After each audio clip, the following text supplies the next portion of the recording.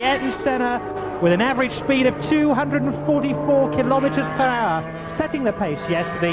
Let's join our commentary team today, John Watson and Alan Tyndall.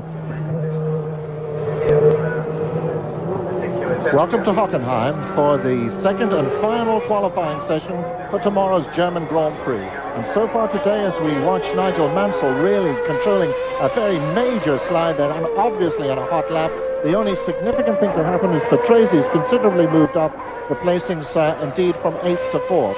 The situation at the moment is that Senna is still top of the rankings from yesterday with that incredible lap of 1 minute 40.198, a speed in excess of 151 miles an hour. Berger second, Prost third, Patrese now fourth, Mansell was fifth, but it'll be very interesting to see John Watson if he can improve in that. He's certainly trying. Yes, Mansell is blocking up a break coming into the first chicane, desperately trying to improve on the fifth spot that he is now in, and he's been not an entirely happy boy here. He complained yesterday about being down on power compared to his teammate Alain Prost. Prost was quicker through the speed traps, so Nigel not finding the German Grand Prix and bouncing very violently indeed, hitting that curb in the second chicane really, I think, doesn't do the car any good at all. And I just hope that when he comes in from these laps that he does point out to the engineers that I give that curb a right good whacking, so have a look at the left front to make sure there's no damage, especially with the race in mind. Coming now in this third chicane, a lot cleaner through that, running up the curb a little bit on the exit, and now on the charge down the final straight before he will come into the stadium. Nigel on his first, we believe, out-and-out qualifying lap of Saturday afternoon's qualifying. 1:42.313 is the time we've got to look out for. If he can beat that, he could well move up the placings. He was just a little less than a second behind Alain Prost, who was third quickest yesterday. So the Ferraris were virtually running in order, and he's certainly giving it all he's got. It looks like a good one. 142 point, yes, it's an improvement. Yes, and that's brought him back into fourth spot now, 42.057. Still 0.3 of a second slower than teammate Prost, but that is an improvement for Nigel. I'm sure when he comes back in after that lap, he'll be thinking, well, I could have improved here, I was a little bit ragged there. Come back in, talk to the team, maybe a couple of minor changes to the car, and he can look forward to going out again and having another shot, and maybe take himself off the second row and get himself onto the front row and split those two red and white McLaren Hondas. What he did do at that lap was he put the Williams Renault back a row, and that was Patrese, so he was bumped down a position. In sixth fastest at the moment is still Nelson Piquet, seventh is Alesi, eighth is Boutsen, ninth Nannini, 10th Capelli, 11th Bernard, 12th Suzuki, 13th Nakajima, 14th Martini, 15th Warwick, 16th Modena, 17th Alboreto, 18th Caffey, 19th Brabham, 20 Larini, and then we're getting up near the people that may have a bit of difficulty getting into the race. 21 Guzman, who didn't run yesterday, so he's got himself into the race at the moment. 22 Pirro, 23 Alio, 24 Latho, 25 Donnelly, and that's another story. 26 Wojtek is the last man in at the moment. Yes, and you say that Alain Prost now out on his first set of qualifying tyres. We believe that Ferrari are running qualifying tyres.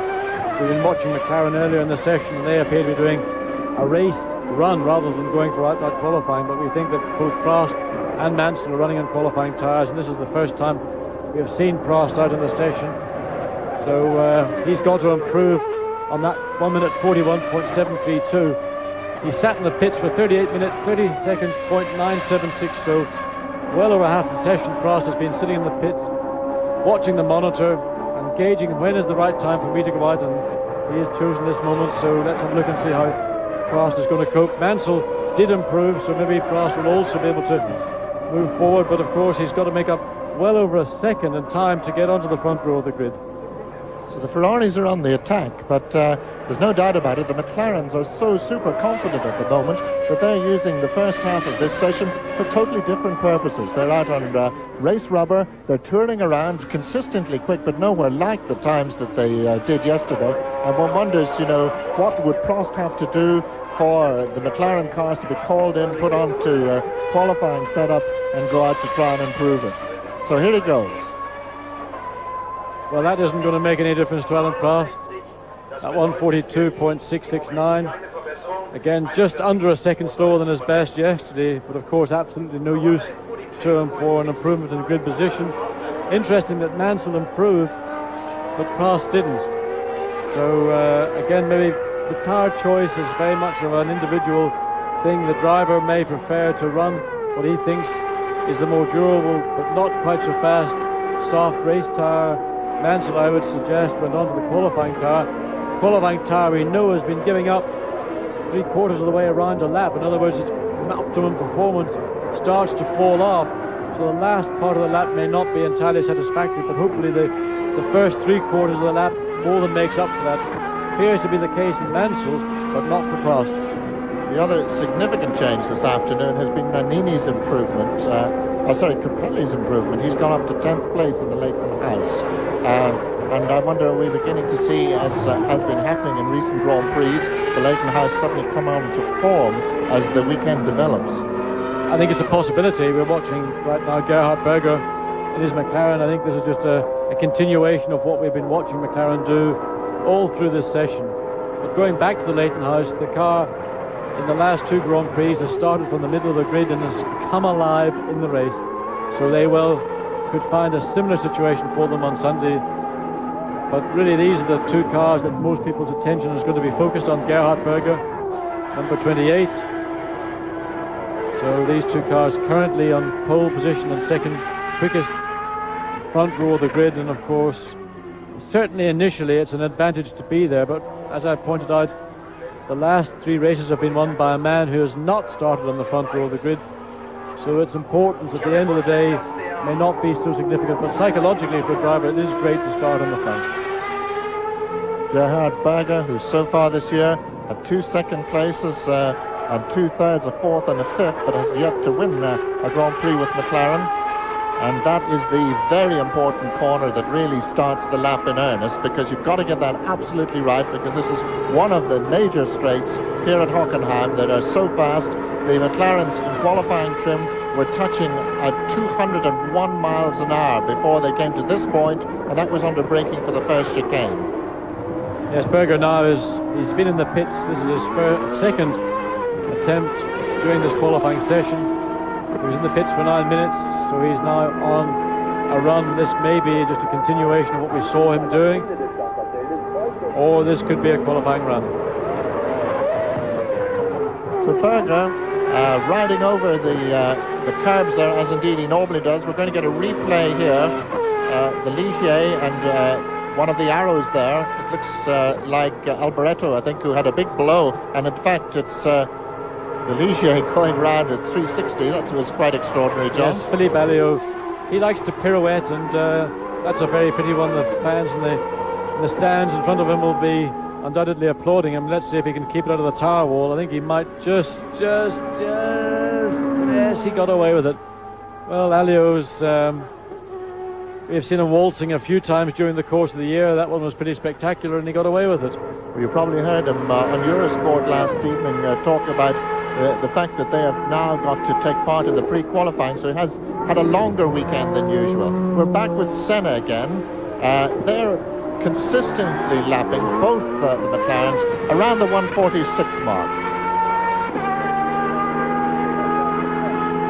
Gerhard Berger has just gone through there in a 147.455, so I believe they have decided to sacrifice further qualifying on Saturday afternoon, and they're both probably running their cars in as close to a race trim as we can imagine they're going to be in. So don't expect too many fireworks in this session from the 2 McLaren drivers. They are really preparing now for what they're going to be confronted with in 24 hours time on Sunday afternoon. Well, I don't think I can ever remember such confidence shown in Grand Prix racing that they completely ignore the second qualifying session. It really is an amazing piece of confidence by Ron Dennis. And of course, that time yesterday was shattering. That both cars were in the 140 mark, and nothing has really come anywhere close to that. Prost is the closest at 141.73. So we're watching Ayrton Senna undergo really a race test in a qualifying session, and that is almost a gesticulation to the other teams that McLaren, Honda are back on top. So as Senna comes up to complete yet another lap in a round that consistently is a little bit slower that time, 1:48.572. We are close to qualifying speed because they sit on top of the table after yesterday's stunning times when Senna went round at 1:40.198 over 151 miles an hour, and Berger also over 151 mile an hour average was very close behind him. In third place is Prost. Mansell is fourth, although he has slightly improved his time today. Fifth is Patrese. That's a good improvement for the Williams team, as indeed Boutsen is now sixth. 7th Piquet, 8th Alessi, 9th Nannini, 10th Capelli, and a second qualifying session that so far, John, has been remarkably quiet, really. Yes, it seems that the conditions really are not ideal to improve on the times from the Friday session. A few people have gone quicker. Some people have made significant leaps forward, but generally speaking, the times are very, very close indeed to those of yesterday. And in fact, that McLaren are not going out and attempting to improve on their first and second positions on the grid, and are running their cars probably full of fuel, making decisions about tyres, about aerodynamic setup, is indicative of what the conditions represent. But looking here at Nigel Mansell's Ferrari, bodywork off, wheels off, he was one of the few people that improved on yesterday. He's up into fourth spot. He lost it initially to Boutsen, and he's now back into fourth spot. Boutsen's lost his fifth spot to Patrese, and the thing goes on, but the changes in time are not particularly significant. In fact, the biggest change really has been Patrese, who managed to find nearly a second and a half, but that's more, again, a reflection of the poor performance on Friday and a more normal performance on Saturday afternoon. Here we've got Nelson Piquet coming down into the first chicane. He's one of the cars in the race that has got an onboard camera, so we're going to enjoy, I hope, at some point today, a view from Piquet's Benetton Ford, and get an impression of what it is like to drive in that car, a car with a V8 engine, an engine that really all the pundits and experts outside of Ford and Cosworth believe would not be competitive with the multi-cylinder engines from Honda, Ferrari and Renault. It's interesting to note that so far Piquet actually went quicker last week in private testing here than he has done in qualifying, so that's a little bit disappointment for them.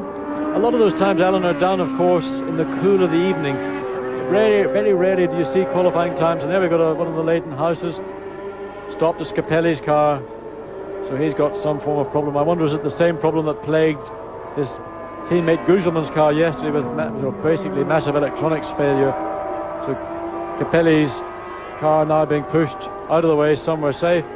But going back to this testing that takes place prior to a race, people come here, spend 2 days, sometimes 3 days, testing. They go away with a set of times with which they're very happy. They come back 10 days later and can get nowhere near it, and it is very easy to mislead yourself during these tests into setting times that are not attainable during the weekend itself, and quite often that is because people run at the part of the day when the air is cooler, it's more dense, it helps the engines, and it is often very misleading indeed. Piquet about to begin a lap, holding up one of the Minardis behind him. He doesn't want that car to pass him at the beginning of this lap. Now he's on the gas, Barilla and the Minardi behind him, probably frustrated and swearing in his helmet that Piquet spoiled that lap. Nelson takes no concern indeed of Barilla behind him. He's only concerned about himself, and he's now on his second qualifying attempt, and shortly hopefully we'll have a clock on him and get a clue as to whether he may improve on the time from yesterday or not. And Barilla can ill afford to have a lap destroyed, because he at the moment is only currently 28th fastest, so he's somebody in big trouble of getting into this Grand Prix. Piquet, a bit of a slide on there, surprising amount of oversteer there in the Benetton in a modern Formula One car, but he's going to try and improve his time of yesterday, 1:42.926, and he's certainly having a go at it. Well, he would like to be a little bit nearer to the front. He knows he's got a very good car. He knows he's got a terrific engine. He just has to put those elements together. He's got a lot of cars ahead of him, which is going to be a problem, because if he doesn't catch them in this chicane, the third chicane, he's probably going to catch them as he comes into the stadium, and that can spell trouble for a qualifying lap. The Piquet has a nice clean line through that third chicane, now on the charge down into this stadium section. He's got past the Brabham.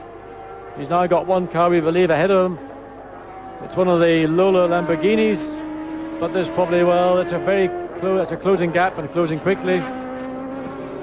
but I think he may just about get away with it. He's got 3 corners to go before he comes across the start-finish line, and with a little bit of luck, he's going to manage that without being, well, the Lola pulled over, let him go through. So Piquet unimpeded, and this looks pretty impressive, I have to say. Just waiting for the time, 1:42.87. It's an improvement on his yesterday's time. He was 1:42.92 yesterday, so he's fractionally come up, but he's now 7th quickest. So he's not much difference really, John. In fact, yesterday was 5th quickest at the end of the session, so he's not really doing all that well. Well, his time from yesterday, of course, was only a 1/10 of a second slower than he's just achieved now, but because other people, particularly the 2 Williamses, have gone quicker, that's bumped him back down. So the improvement in time was an improvement, but it didn't alter his grid position from the Saturday afternoon. And in fact, as you say, he's dropped down from 5th spot on Friday afternoon to 7th spot in the 4th row of the grid. One of the Dallaras going through picture there. De Cesaris, now he's another man in trouble. He's been having some very slow times indeed this weekend. He's 30th quickest currently, so at the moment he's out of the Grand Prix, and he's on a flyer at the moment. His best time so far has been way down in the 1:48.188. Oh, and a major slide from Andrea. He came through the last part of that chicane, gave it a bit too much welly, the back stepped out, got into an almost broadside power slide. He gathered it up, kept it under control, charging on downwards into the stadium, but of course that will not have done a great deal for his efforts in improving on that rather poor 1:48.118 from yesterday. He's done a time which is only a 10th slower so far. This lap we've got to see whether he can further improve, but he's got quite a lot of work to do. He's really got to get into the high 46s to ensure himself starting this race. Well, he's not even bothered. He's come into the pits. Obviously he lost time in doing that, and he's decided to abort. And here we look at it again, getting it up the curve, and look at that. And that's great. I mean, it's great to watch, but of course it doesn't do anything for the time. And he found himself about 6 feet too much to the right in the exit of that corner. Probably had to lift off the throttle to check the car, and he's decided, well, sod that, I'm coming into the pits. Well, I would say that Andrea De Cesaris, one of the longest members of the Grand Prix club, is at 143 starts, is very unlikely at this stage to get a start tomorrow in the German Grand Prix, so he must be a pretty worried man, I would say, at the moment. Still only 31, John. It's amazing, really, when you think how long he's been around. Well, he joined me at McLaren in 1981, and he's been around all that time. He hasn't won a Grand Prix. He is a driver who is a very quick driver, and I think he has matured over the years, but probably I feel now time is going to pass Andrea by, and it's a great shame because the potential he did have in the early days in his career, I think if it had been harnessed more productively, he could have done a little bit better.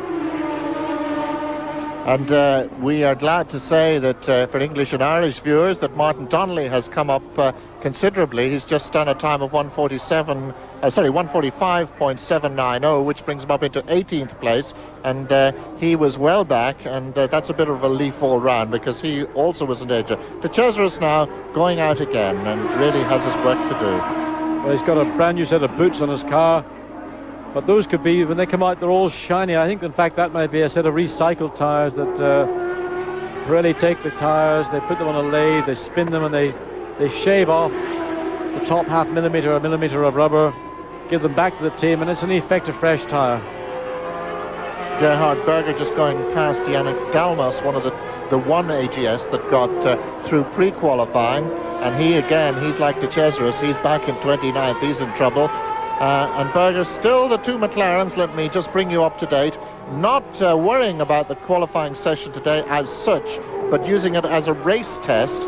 And because they're relying on those sensational times yesterday of 1:40.198 for Senna and 1:40.434 for Berger, that is keeping them at the top of the ratings and on the front row of the grid so far. And we're watching the major incident of yesterday. This is Nannini's huge accident where we think he rode a curb, John. Yes, I think coming into the chicane, this is the 3rd chicane. They stopped the practice session. He came into the chicane, he hooked his inside front wheel over the curb and just allowed the car to snap oversteer. The car then went backwards into that tire wall. The car bounced back out, a big flash fire from the oil from the gearbox where it got split and spilled on the exhaust. Of course, Nannini was totally unhurt. He jumped out of the car, he disappeared. We didn't even know where he'd gone to, but totally unhurt. He was back in the pits. The biggest thing he was concerned about was, why I've written off 3 cars this season. What's wrong with me? Why is this happening to me? Benetton, of course, now rushing to build up to have a third car. They had a tub sent out overnight. They're building that car up so as they will have a spare car for Sunday. But poor Nannini, really, I think, suffering a little bit from that incident yesterday. He hasn't been able to get within a second of his time from the Friday afternoon. He is currently on the 5th row in 9th spot. Still a pretty respectable time all the same. Berger still doing his journeyman work here this afternoon. And there's Ron Dennis, who's got this master plan, whatever it is, so we're not privy to that, John. Well, I think that McLaren are very aware of the shortcomings that their car currently is suffering from. And that is, in a race, the car's performance, they can't sustain the level of performance they're accustomed to. They're getting a lot of pressure indeed from Ferrari, from Benetton now, and also from the Williams Renault. And they're working particularly hard on the aerodynamic of the car. There's a lot they've done in the 2 weeks since the British Grand Prix at Silverstone, and of course taking the opportunity to run like this. They've got a comfortable position, they've got the front row of the grid locked in. They're using this 1 hour session really as a pre-race test. They'll do this again tomorrow morning, but the conditions are different. It's cooler, the air's more dense, you get a different sort of reaction. So this is really very good teamwork from the McLaren team. And now we're looking at the clock. We saw that clock counting down. We've got about 1.5 minutes left of this Saturday afternoon qualifying session. Nothing significant has happened. The 2 Williams are the 2 people that have really benefited most from it. Patrese in 5th and Boutsen in 6th. Otherwise, things have more or less stayed status quo. Martin Donnelly dropping down actually to 19th spot in the last couple of minutes, but Martin in the race. He did a very quick lap this morning, a 1:44.6, but of course, again, these conditions, the change in conditions, the change in ambient temperature, track conditions, wasn't possible for him to repeat that time. And Warwick's just gone in at 16th spot there. He did a 1:45.244 as we watch Berger continue to circulate. Just to remind you, it's still Senna, Berger, Prost, Mansell, Patrese, Boutsen, Piquet, Alessi, Nannini, Capelli, Suzuki, Bernard, Nakajima, Gujamin, Martini, Warwick, Modena, Cafe, Alvaretto, Donnelly now back in 20th spot, 21st Brabham, Lorini, Peroni, Alio, Latho, Foytek, and Foytek would be the last one in at the moment because Griard, Dalmas and De Cesaris are outside the magic 26. Yes, this session now just about coming to an end. The man with the checkered flag is shortly going to go up onto his little rostrum. He's unfurling it, doing it in a fairly sort of slow manner, watching the stopwatch. This has got to be very exact now. The flag has fallen, the session is officially over. People who are on a flying lap, of course, can finish that flying lap, and very often we see dramatic changes taking place on this final lap. And of course, no one's in a position to respond to those particular laps. Well, I think, John, we may look back on this particular session as one of the great coups of psychology in Grand Prix motorsport, because the confidence of the McLarens to be able to do this and to just ignore the second qualifying session is quite extraordinary. What it really summarizes is that you've got 2 days of qualifying, you've got 2 days of on-time practice. What you've got is to take every day as if it's going to be the last day. You've got to go out there and go for it on the Friday. You've got to go out for it and go for it on the Saturday. And looking behind us, we see Alan Prost doing exactly that in his Ferrari. He's got a McLaren ahead of him. That's Nigel Mansell on his last attempt at wrestling something from the second row. Flame shooting out of the left-hand side. We saw that in the morning session. Of course, he's got to scrabble past a McLaren, and I'm sure he's not going to get an awful lot of cooperation in that particular task. Gerhard Berger, Mansell looking for a way, not finding it, running very, very wide. That's Mansell, look at a hand out of the car, but I get out of my way. I'm absolutely, that was unnecessary, unfair. Why did you do that? And interestingly enough, despite that blocking, Mansell 1:42.057. He wasn't that much lower. It could have been quite a good lap, John. Well, I think it would have put him in 3rd spot instead of 4th spot, but Nigel has got justification and reason to feel upset about that. Gerhard Berger is doing what we think is a race run, and of course, well, that's the gamesmanship that comes into Formula One. It is so competitive. Berger was well aware that Mansell was behind him, and he might have said, well, you know, it's tough luck, you know, what can I do? You know, it's the last lap of qualifying, I'm doing a run, I'm in the line, I'm in the groove. Nigel, I'm sorry. And there you are, that's the situation after the final qualifying for tomorrow's German Grand Prix. Senna and Berger would be on the front row of the grid, the Ferraris on the second with Prost and Mansell, then the Williams on the third, which we saw there with Patrese and Boutsen. Then Piquet is in the next row along with Alessi, that little French hero that keeps doing wondrous things with the Tyrrell. And there you see Nannini, a brave effort. That time was done yesterday, but he's still probably a slightly sore man. Capelli, Suzuki, Bernard, again a good showing there. Nakajima, Gujamin getting in well there in 14th fastest with only 1 day's real qualifying. Martini and Warwick just getting on the thing. And the people who won't be there are Barilla, Dalmas and De Cesaris. We'll be back, we'll come back and see us shortly here on Eurovision, but meantime, over to the break.